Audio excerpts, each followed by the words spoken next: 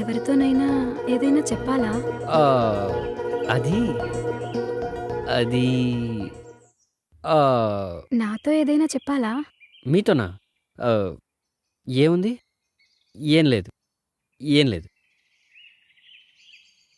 నాన్న చెప్పు. అమ్మా, అబ్బాయిని కలిసావా? మాట్లాడావా? నాన్న సరే అలాగే. అమ్మ స్వాతి, నేను మీ నాన్న మాట్లాడుతున్నాను. వినపడుతుందా? వినిపిస్తోంది నాన్న. అబ్బాయిని కలిసావమ్మా? కలిసాను నాన్న. నేను మళ్ళీ ఫోన్ చేస్తాను. ఎవరు? మా నాన్న. ఏంటంట? మీ గురించే అడుగుతున్నారు. నా గురించా? నేను మీ నాన్నగారికి తెలుసా? నేనే చెప్పాను. ఏం చెప్పారండి? మీరు చాలా మంచివారని, హెల్పింగ్ నేచర్ ఎక్కువ, ఇంకా మీరంటే నాకు ఇష్టమని. చెప్పు చెప్పు, ఆగిపోయావే. నేనంటే ఇష్టమా? ఎంత ఇష్టం? మా అమ్మంట. ఏమైంది? ఏంటలా ఉన్నారు? నేనేదైనా తప్పుగా బిహేవ్ చేశానా? లేదు, నేనే నా గురించి మీకు చెప్పకుండా తప్పు చేశాను. మీకు తెలిసి నాకెవరూ లేరని. కానీ నేనేం చేస్తానో మీకు తెలీదు. అది తెలిస్తే నేనంటే ఇష్టం ఉన్న మీరు నన్ను అసహించుకుంటారు. నేను ఒక దొంగని. చిన్నప్పుడు ఆకలి బాధను తట్టుకోలేక ఓ టిఫిన్ బండి దగ్గర కడుపు నిండా టిఫిన్ తిని వాడు పైసలు అడిగితే పరిగెత్తాను. అప్పటి నుంచి ఇప్పటి వరకు పరిగెత్తూనే ఉన్నాను. ఎప్పుడైతే మిమ్మల్ని చూశానో ఆ క్షణమే ఆగిపోయాను. మీరు ఒప్పుకుంటే మీతో కలిసి నడవాలనుకుంటున్నాను. కానీ ఒక్కటి మాత్రం నిజం, మీరు ఒప్పుకున్నా ఒప్పుకోకపోయినా నా పాత జీవితాన్ని పాతిపెట్టి కొత్త జీవితాన్ని ప్రారంభిస్తాను. ఐఎమ్ రియల్లీ సారీ అండి. ఈ విషయం మీకు ముందే చెప్పాల్సింది. అదిగో మళ్ళీ అండి అంటున్నారు. సారీ స్వాతి. మీ మంచితనం ఏంటో మరోసారి నాకు అర్థమైంది. నిజంగా ఈ రోజు నా జీవితంలో మర్చిపోలేని రోజు. I love you Raja. I love you two. ఏంటి బాబాయ్, ఎక్కడికి వెళ్ళొస్తున్నావు? సరుకులు కొని తీసుకొస్తున్నాను రా. ఎరా రాజా, ఏదో ఎగ్జామ్ రాయటానికి వెళ్ళావు కదా, రిజల్ట్ ఏమైంది? కాయా పండా? ముందు స్వీట్ తీసుకో బాబాయ్. నోరు తీపి చేస్తున్నారు అంటే ఏదో గుడ్ న్యూసే అయి ఉంటుంది. ఒకటి కాదు బాబాయ్, 2 గుడ్ న్యూస్లు. రెండా? అవును బాబాయ్, ఆ రోజు నువ్వు అన్నావు చూడు, ఎంతకాలం ఈ వ్యాపారం, లైఫ్లో సెటిల్ అవ్వండిరా అని. ఆ వ్యాపారాలన్నీ మానేసి ఉద్యోగ ప్రయత్నాలు మొదలుపెట్టాను బాబాయ్. ఓ సూపర్ మార్కెట్లో ఉద్యోగం కూడా వచ్చింది. ఇక నుంచి ఇష్టపడి పనిచేస్తూ నిజాయితీగా బతకాలనుకుంటున్నాను. చాలా మంచి నిర్ణయం తీసుకున్నావురా. కష్టపడి పనిచేస్తే కడుపే కాదురా, మనసు కూడా నిండుతుంది. నీ సంకల్పానికి ఆ దేవుడు కూడా ఆశీస్సులు ఇస్తాడు. దర్జాగా ఉద్యోగం చేసుకుంటూ హ్యాపీగా బతకరా.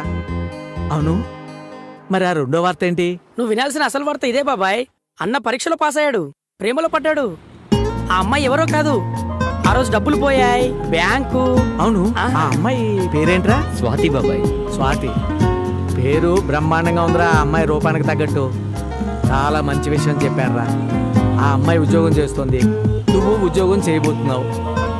వారం రోజుల్లో ఎంత మార్పురా. ఎక్కడో ఉన్న అమ్మాయి నా టీ కొట్టు ముందు బ్యాగ్ పోగొట్టుకోవటం ఏంటి, అది నువ్వు తెచ్చి ఇవ్వటం ఏంటి, మీ పరిచయం ప్రేమగా మారటం ఏంటి. నిజంగా దేవుడు చాలా గొప్పోడురా. మీ ఇద్దరిని చల్లగా చూడాలి, సంతోషంగా ఉండండి.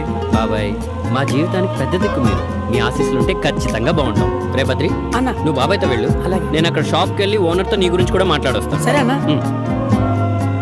వస్తాను. ఓకే బాబాయ్. అన్నేమో దొంగతనాలు మానేయమన్నాడు, మన బాడీ ఏమో రాయల్గా రాబరీకి అలవాటు పడిపోయింది. ఇప్పుడు ఎలా? అన్నా ఏమైంది, ఇంత లేట్ అయింది?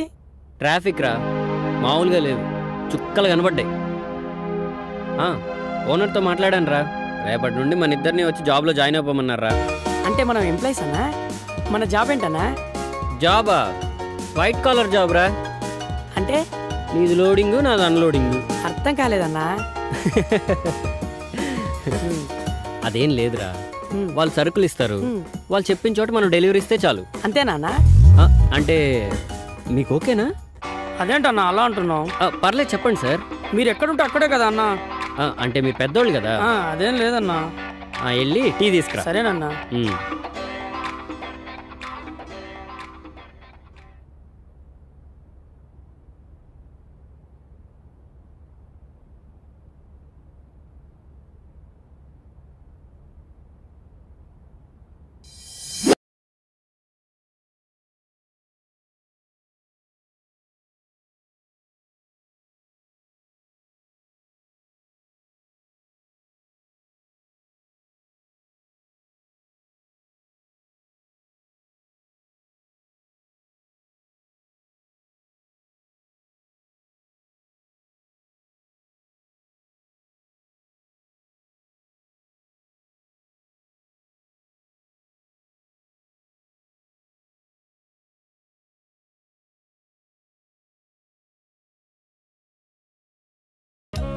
కృష్ణ నీకు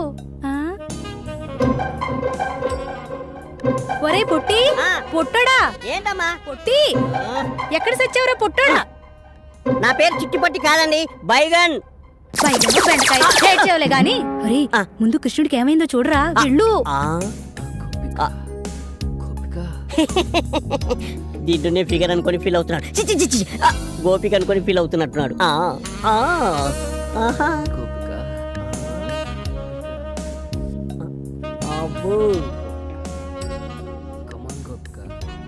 గోపిక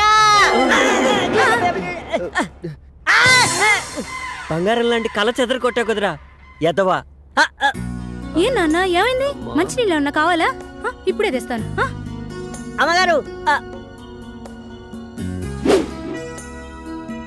నాకు అసలు అలాంటి కళలు ఎందుకు వస్తున్నాయో అర్థం కాలేదు. నేను ప్రేమిస్తున్న నా ఊహా సుందరి గోపికల గురించి ఆలోచిస్తుంటే హాస్టల్లో ఉన్న అమ్మాయిలందరూ నా కళ్ళలోకి ఎందుకు వస్తున్నారో అర్థం కాక నా గోపికని ఎలా కనిపెట్టాలో తెలుసుకోవడం కోసం ఒక జ్యోతిష్యుడి దగ్గరికి వెళ్ళాను.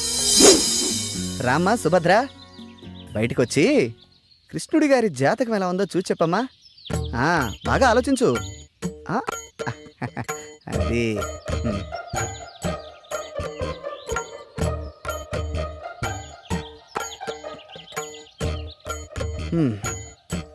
చూడాయనా, నువ్వు చెప్పిన వివరాలను బట్టి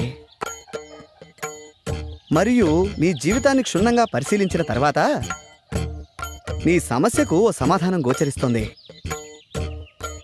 సాధారణంగా స్త్రీలలో మగవారిని ఆకర్షించే గుణాలను బట్టి మన పూర్వీకులు పద్మిని, శంకిని, హస్తిని, సిద్రిని అని 4 జాతులుగా విభజించారు. ఇప్పుడు నువ్వు చెబుతున్నటువంటి ఆధారాలను బట్టి నీ ఊహాసుందరి పద్మిని జాతికి చెందిన స్త్రీలా కనిపిస్తోంది.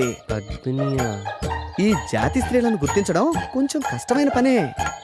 ముఖ్యంగా వారి శరీరం నుంచి మగవారిని సంమోహితుల్ని చేసే ఒక రకమైనటువంటి పరిమళం వెదజల్లుతుంది. అవునా? కాబట్టి నీ కలలోకొచ్చిన ఆ అమ్మాయిలు విడిచిన వస్త్రాలను వాసన చూస్తే నీ ఊహాసుందరెవరో ఇట్టే తెలిసిపోతుంది. సరే, జ్యోతిష్కుడు నాకు చెప్పిన పని చేద్దామని హాస్టల్లో అమ్మాయిల రూమ్లోకి వెళ్ళాను.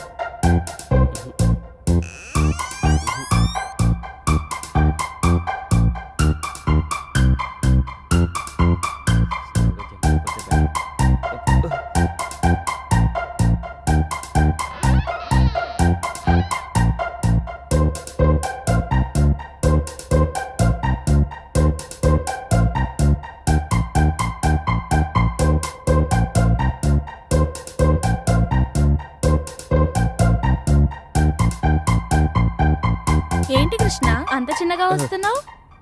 నేనే ఎలా గుర్తుపట్టావు? చంద్రుడు రావడం వెన్నెలకు ఎవరైనా చెప్పాలా?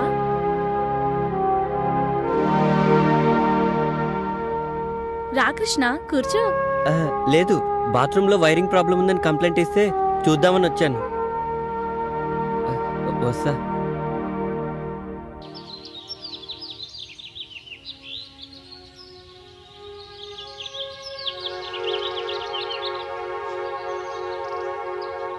ఆగమ్మా. ఎందుకు? నీతో పనుంది. నాతో మీకు పని ఏంటి? తప్పుకోండి. ఒక్కసారి ఇది చూడు.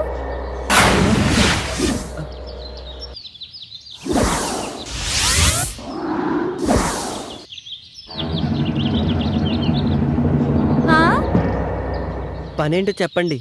పద రూమ్లోకి వెళ్దాం.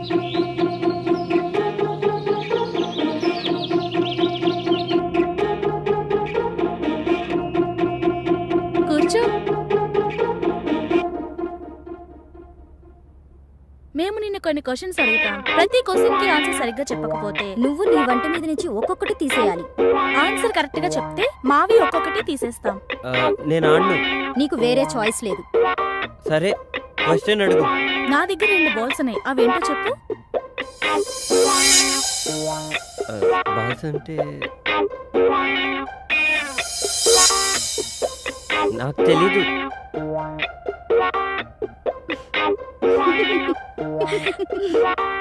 I balls. పని ఉన్నప్పుడు పెద్దగా అవుతుంది, పని అయిపోయిన తర్వాత చిన్నగా అవుతుంది. ఏంటది? అది అది అది అది కూడా తెలీదా? గొడుగు. చక్క విప్పు.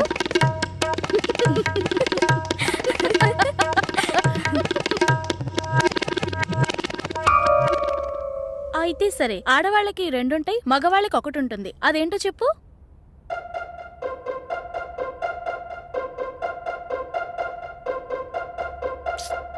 అది కూడా తెలీదా? ఇంటి పేరు. ప్యాంటిప్పు. ప్యాంటిప్పు.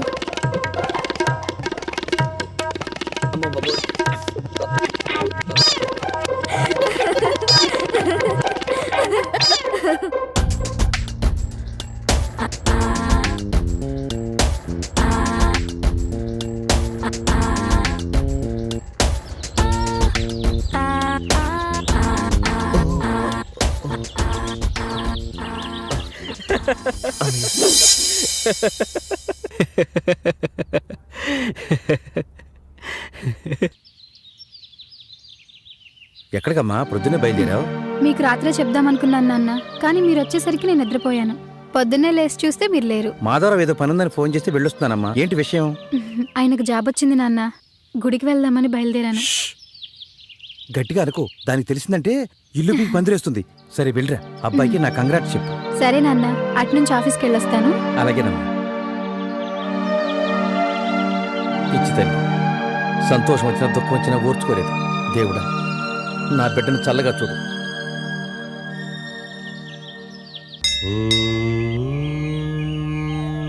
నమస్కారం అండి. రామ్మా, కూర్చో. నిన్న సాయంత్రం అనుకుంటా ఎందుకో నువ్వు గుర్తొచ్చావు. ఏంటి సంగతులు?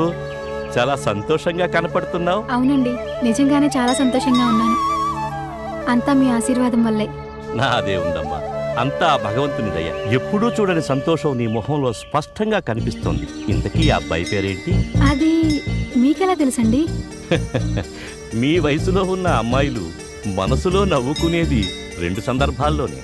మొదటిది మనసుకు నచ్చిన తోడు దొరికినప్పుడు, రెండవది తొలిచూలు కాన్పుకు సిద్ధమైనప్పుడు. మీ విషయంలో మొదటిదే కరెక్ట్ కదా?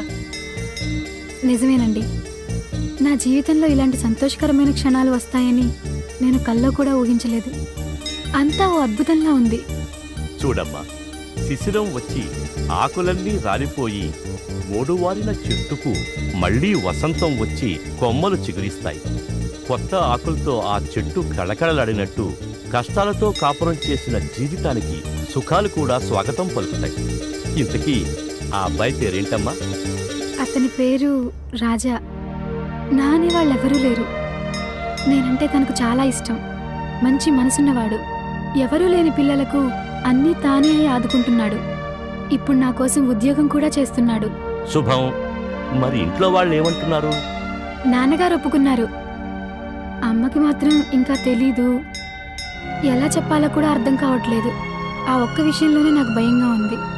భయపడకమ్మా, మీ ఇద్దరికీ రాసిపెట్టి ఉంటే ఎవ్వరూ ఆపలేరు. ఎవ్వరినీ పట్టించుకోకుండా నువ్వేది చేయాలనుకుంటున్నావో అది చెయ్యి. నువ్వు అనుభవించిన కష్టాలన్నీ పోయాయి. ఇక నీ జీవితం చాలా బాగుంటుంది. అన్నీ మర్చిపోయి హాయిగా ఉండు తల్లి. సరేనండి, మిమ్మల్ని కలిస్తే నాకు చాలా సంతోషంగా ఉంటుంది. ఉంటానండి. మంచిదమ్మా.